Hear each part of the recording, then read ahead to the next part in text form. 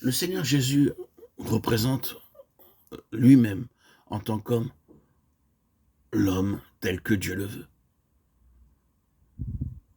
Si nous avons saisi et intégré cette connaissance, ce savoir, nous sommes alors bien préparés à faire un pas de plus.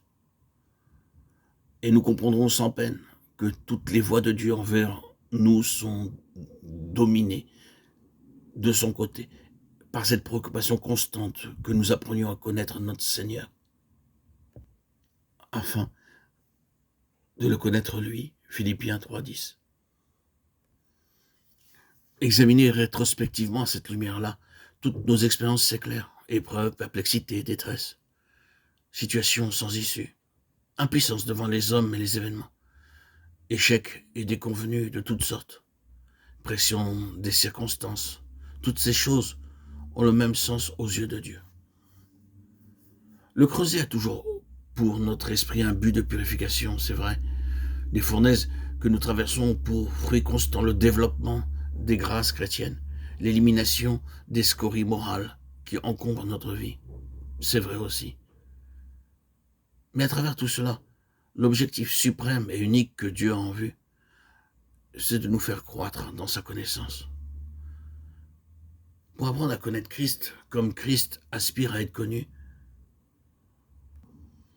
il n'y a pas de chemin plus direct que celui de l'expérience. C'est pour cela qu'à l'arrière-plan de tout ce qui nous arrive, il y a dans le cœur de Dieu cette intention arrêtée de nous faire croître dans la connaissance personnelle de notre Seigneur.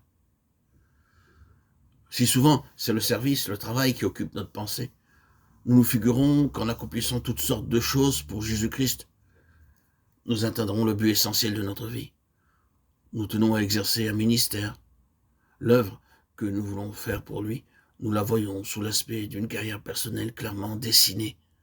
Sauver des âmes, édifier les convertis, faire travailler notre monde, voilà bien souvent notre programme. Et nous en sommes bien fiers. L'étude de la Bible, une connaissance de son contenu suffisante pour nous ouvrir une porte dans l'œuvre de Dieu, sont pour nous questions de premier plan. Oui, c'est juste, ce sont des questions importantes. Mais il en est une qui les surpasse toutes, et à laquelle Dieu attache plus de prix qu'à toutes les autres ensemble.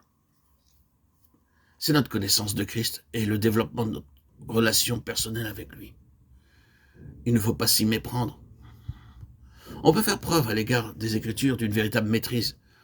Leur contenu doctrinal, de la Genèse à l'Apocalypse, peut nous être extrêmement familier.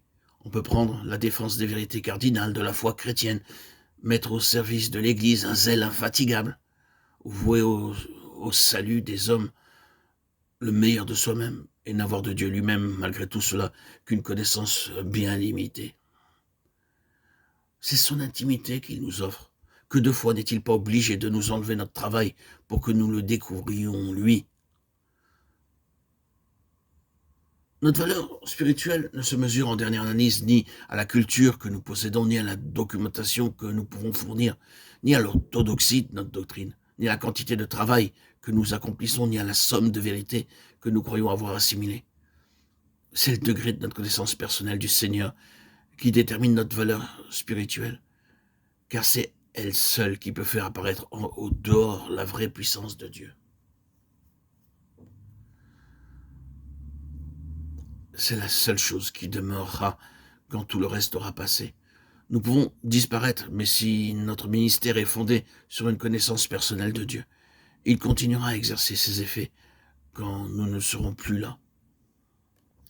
Nous pouvons, nous, faire du bien aux hommes, suivant les ressources dont nous disposons. Mais qui dira le bien que Dieu peut leur faire quand il a des intermédiaires qui vivent dans son intimité?